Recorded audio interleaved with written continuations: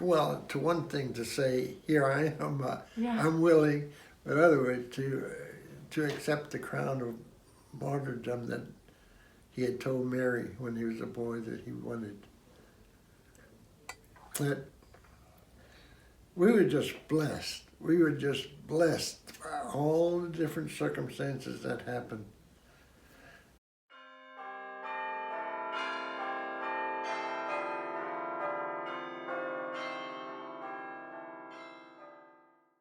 We were going to build a church, St. Maximilian, and a classmate of mine in Austin died, Father Richard McCabe. I went to his funeral, and in his church, it was built where they had a walkway on the inside and see the life of Jesus. And so I said, that's an idea. So that's how we got the idea of wanting to put Maximilian's life around the building. And just about that time, they had a liturgy conference in Houston. Rich Buswell came up and we started talking, and I was telling him we were going to build a church. And, you know, his business is designing windows, and somehow that came up. And so he said, can I go by your place tomorrow? We had started the building, but we didn't have, it was just the outside. And so we walked around, and I was telling him about that idea that I thought maybe somehow in the windows we could put the life of Maximilian. And somehow we came up with the idea of having Mary in each of these windows and the life of St. Maximilian around them. Mary was really special to St. Maximilian. And so he and I, after that, would start talking. And I'm not sure how we made an agreement that he would do the windows, but I was so desperate and he was so anxious that we came up with it, and he'd tell me, I have this idea. And I said, that's great. And then he'd come up with some more ideas. He was really good. It was really funny because I told you, I think, how we had the dedication of the church, but we didn't have the windows in yet because we didn't have money. Yeah. And I mean, we had the windows planned, but we didn't have them in. We just had plain glass. And when Cardinal DiNardo came to do the dedication, he says, John, this is nice, but where's Mary? Because we didn't have anything with Mary yet. Yeah. He was kind of surprised later. We had so many Marys around, but what we did was the first window we put Mary as Maximilian knew her. And Just then we over. kept going around, and we ran out of Marys when we got over to the side of the church. And then somehow we thought of having Mary as she is beloved in this area, and that's why we put Our Lady of Guadalupe. And then he went to Japan, and I said, I don't know if Mary, I must be, and I looked up and I said, I don't know if that would be a good one. And then I thought, well, we have so many Vietnamese here in the diocese, and that's kind of Oriental. So I said, I put the Blessed Mother of the Vietnamese up there. That's how that one got there. And at the end we had the Immaculate Conception, because she's a patron of the U.S. and also she special Mary to us, but also to Maximilian. Yeah. And that's how we got those. I wanted to put the Hail Mary all the way around, all the way, the whole Hail Mary. And after talking, and I think this was on the phone, because we weren't right there, but he said, I think it'd be better if we just put what we put, the part that we put, and end up with, at the hour of our death, right there where Maximilian dies. And, that was really special. That was the window that I really thought, because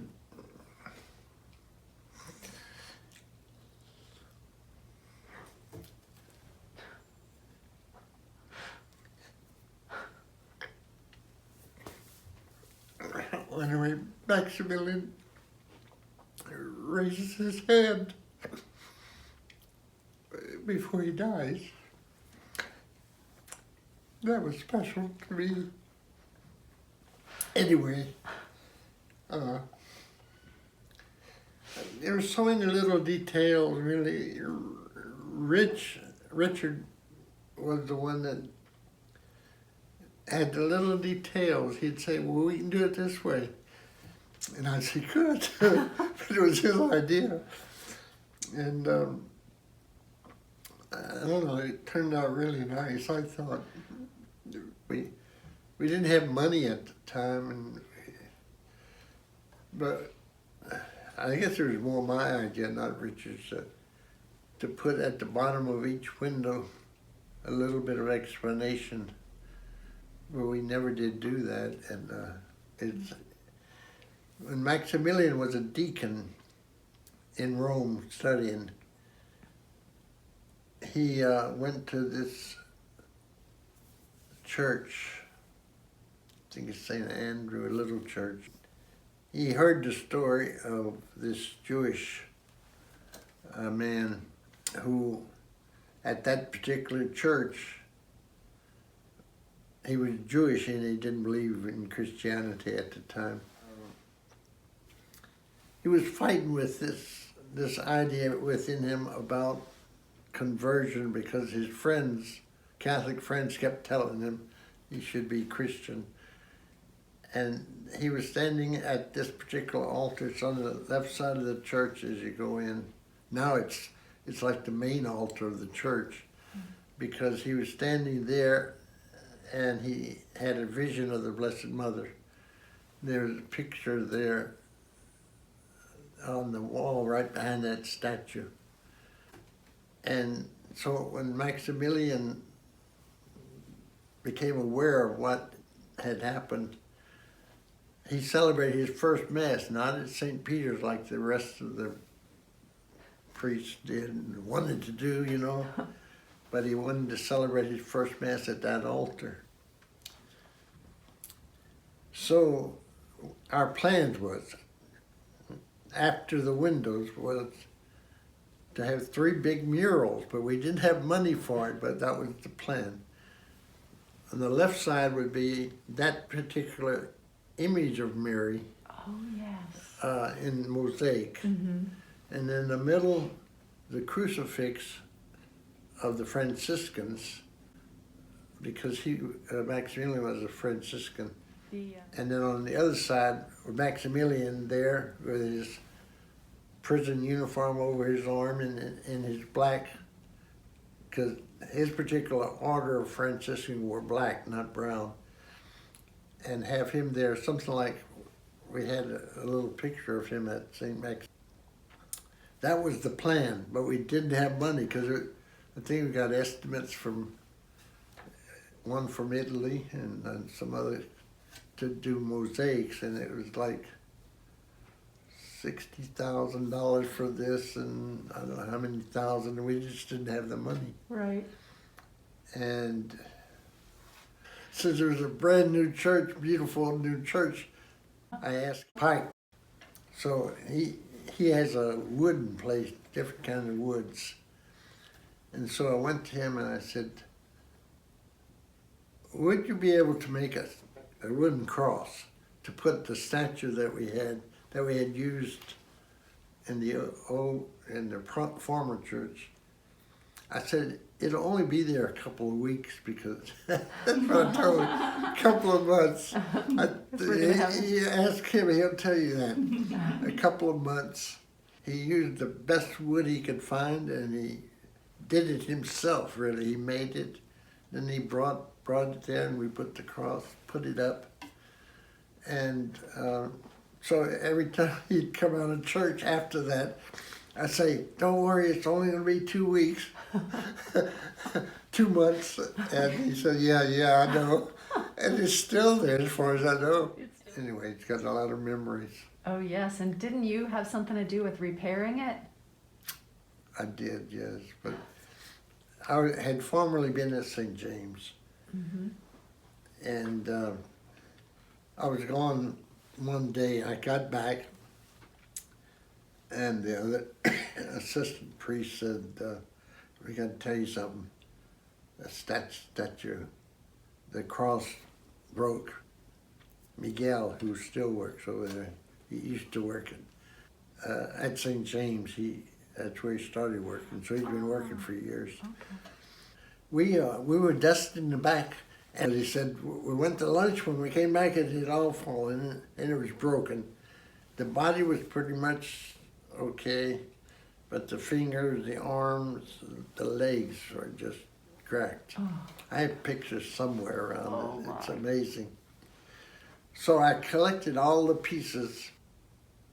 I must have brought all the pieces from St. James to St. Maximilian.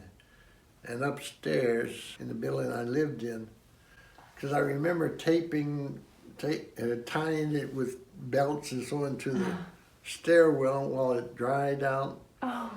But I was able to glue most of the pieces. The fingers, of course, were easy. It was just one leg. It was just really messed up. And after I got it back together, I said, now this is going to be the problem, paint, because I don't know how to paint. Uh-huh.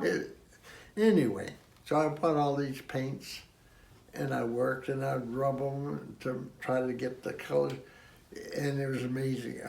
I couldn't do it again, and I don't know how I did it then to get those colors where it looked okay. Anyway, that's how we got that cross, the corpus. The fact that it looks like an arrow pointing right to Jesus. Yeah, that was kind of it wasn't designed that way. I mean, it wasn't planned that way. It turned out that way, and I said, well, it's something. Mm-hmm, that is something. Yeah, people. And then you had the bell tower lining up with the. Oh yeah, that on purpose. Now that was the idea of John, I think his name, the architect. When he came out, they came out to give presentations to the committee, the different architectural people. And I don't know if at that time or later, but we picked him. And I, you know, when we were building the church, in my mind, I guess old-fashioned or something, I wanted a steeple. But it was he who said, no, we don't want a steeple. Churches are not that way anymore, that's what he said. But they came out and gave presentations to us to try to get us to choose which architect and them. Well, that idea is what he came up with. I think it was at the meeting, it was either, when we first started, he said, what we'd like to do is line up with that bell tower straight across and have like the church, Maximilian Church here, and his prison history with the bell tower there. I have to tell you about that in a minute. And then the activities of St. Maximilian around here, and right in the middle we have an image of St. Maximilian. So there was that was part of the plan, to have a straight line from the bell tower straight up the middle aisle to the altar. And that bell tower, when I got there, the bell tower didn't have a cross at the top. And so I asked him if I could get a stainless steel cross put up there. And they did it for me. Well, one of the ladies who had been there from the beginning, I remember we were standing outside one day looking up there, and I said, "Don't you think that's a good idea to put that?" And she said, "No, because the bell tower was originally constructed so that it would be a reminder of the guard tower at the prison." Mm-hmm. And so putting a cross there, I said, "No, but that's the idea, that the cross overcame the prison." I think it's really important. The other thing, so many things that he did, you know, like he even had design of a space ship. Yeah. And that's in there somewhere in one of those. Yes. But his whole life was really special. But I think the end of his life, when Pope canonized him, he called him the martyr of charity. Mm-hmm.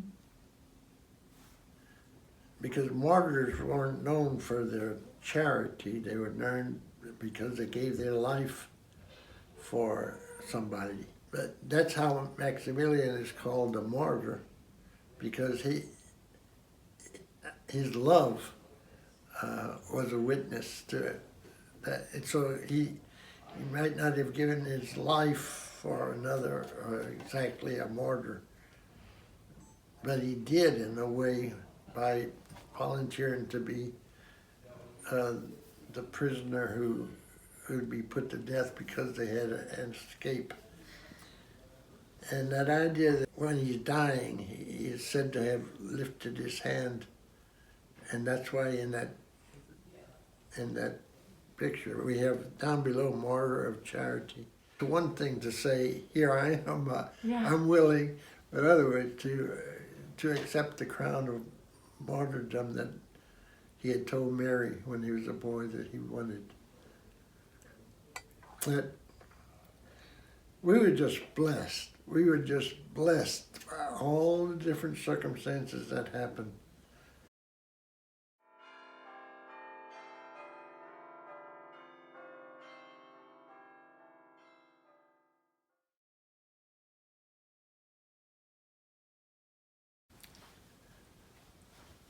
On Father Lawrence, I think he was there one day. He called me on the phone and he said, "John, this is Lawrence Joswiak. I want to thank you for leaving the beautiful church that you left here for me."